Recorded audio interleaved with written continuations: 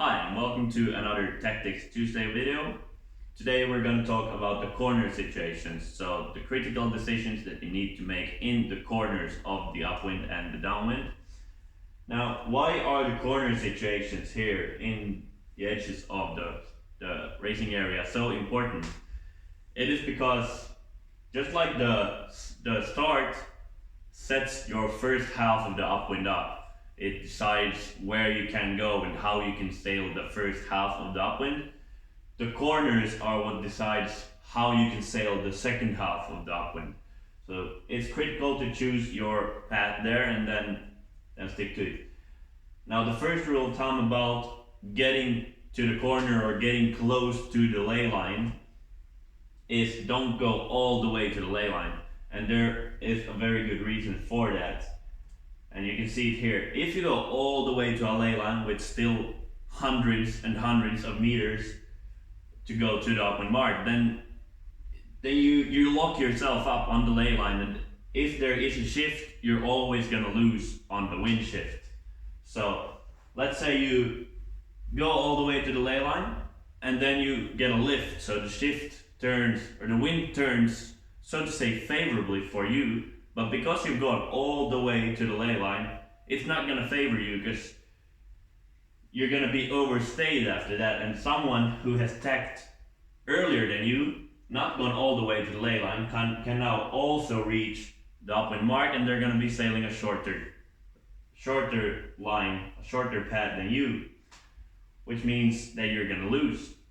Now on the other hand, if we have a header, so the wind turns against you, now you can't reach the upwind mark. Alright, so usually when we get a header, we want to tack, to sail on the tack that leads us further towards the mark, or more towards the mark. Now the problem is, if you've gone all the way to the ley line, you can't really gain, you can't benefit on a header. Because if you decide to tack here, then when the wind turns back, you're gonna be overstayed again. You're gonna be even more overstayed than before. So you can't tack, you can't gain on the header, you can't gain on the lift. Everyone else is always going to gain more than you. And also shifts work in the way that the boats that are further to the side where the wind is shifting. So in this case, the wind shifts left. So the boats that are further to the left are going to gain more on it compared to the boats further to the right. So you're always going to lose on wind shifts if you go all the way to the ley line. So don't do that. Alright, then another important thing is there's usually going to be some kind of congestion or just a lot of boats around the corner of the course at the same time or very near each other. So then very often your decisions are going to be affected by other boats and what they decide to do. So now we're going to look at what you need to keep in mind when you have boats close to you. And one very, very important thing when racing is to always think ahead. So in this situation, if you're the blue boat, you need to discuss in your boat, you need to have a plan.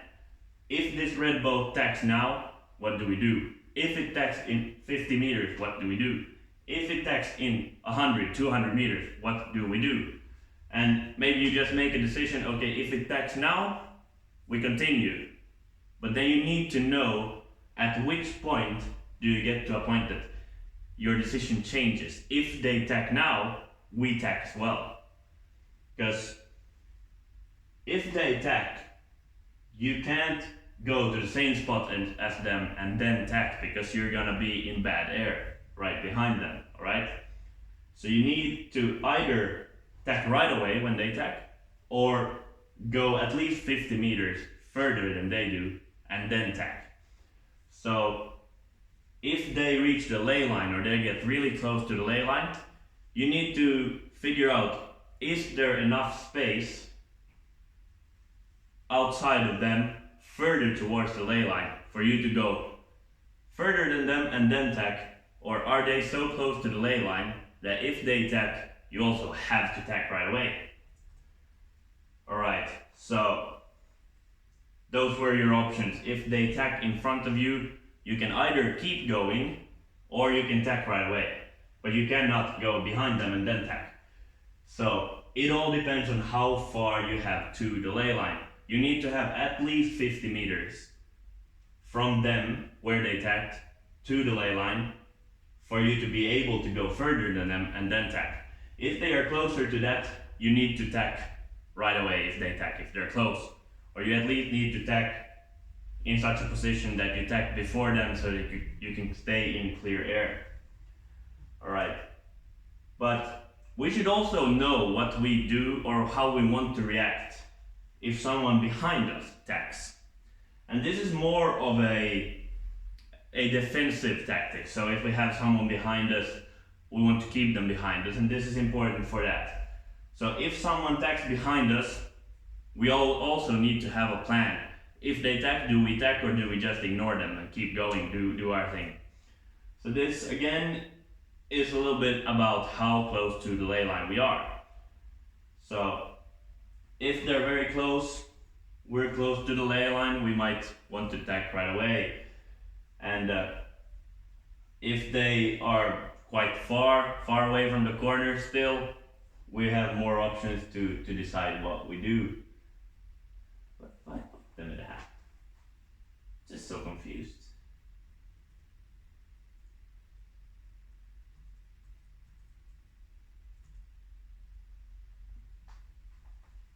What is the point?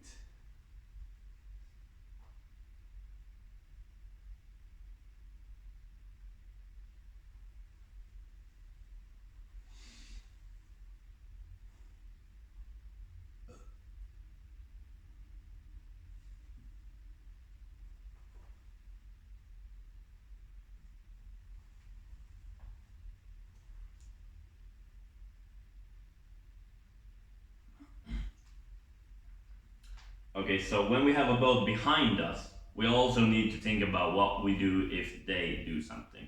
So usually, if we're in front, we want to keep the other guys behind us, right? So we need to sail a little bit defensively, and we need to decide that how much do we want to defend against them. So it's very easy to keep them behind us. If when they tack, we also tack, we just stay close to them, we stay between them and the mark. So we need to take into account how many other boats are there, how many other boats are we racing against, who are threatening us, and we usually don't want to let them, or in general the fleet, separate themselves from us too much, because that just it makes our risk bigger, and we want to keep it quite low when we're leading, or if we're in front at least. So then a good thing to do is if they tack, then we tack right away. But then if we're quite close to the ley line, it might very well be better to, if they tack, we ignore them for a while and then we go all the way to the ley line if we have quite a short distance left to the upwind mark. Because then we can go all the way to the ley line and then reach the upwind mark on one tack instead of doing a couple of extra tacks. So we need to keep that in mind. But if we're far away from the ley line, far away from the upwind mark, then it's more of a decision about where the other boats in the fleet are. Are there other people who keep going to the edge? But if we're furthest out towards the corner and the closest boat behind us tacks, it's usually a good thing to tack. Alright, then about the downwind. We have the same decisions to make. Now this is more exaggerated, more important in asymmetric spinnaker boats, where we have tighter angles that we sail on the downwind.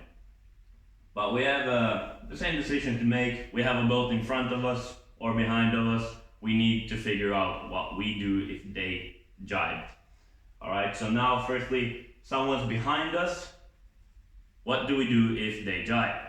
It's the same thing. We need to know how far away from the ley line we are. We need to have discussed this before, because if we try to figure out what to do once they react, we're gonna be too slow. Right, so we have to think ahead. So if they're quite close and they jibe, we need to be, if we want to jibe within the next 50 meters, we need to be really alert, because if they jibe and we do not jibe immediately, we have to go at least 50 meters further again before we can jibe, because otherwise we're gonna be in bad air.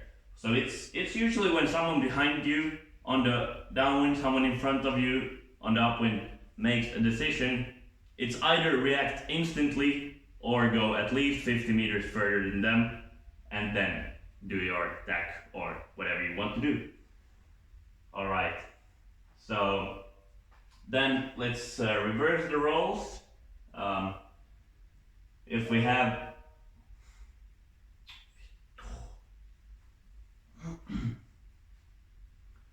Alright, so let's then reverse the roles. Let's say you're in behind and you have someone in front of you, then it's the same thing. If they jibe in front of you, you need to make the decision. Do you jibe right away, try to cover them, give them bad air, or is there enough space for you to go further than them, at least 50 meters again, and then jibe? And now there's also always risk. If it's a big fleet, you have a lot of boats going, once the first one jibes in front, usually it sets off a chain reaction with loads of boats jibing. So usually it's good to react quickly, because otherwise you're gonna be forced to go very, very far into the corner, which might make your second half of the downwind difficult. Alright, so in the next lecture we're gonna talk about mark roundings, so it's gonna be the third part of the major decisions series. Alright, if you have any questions or comments, please leave them down below. Thank you.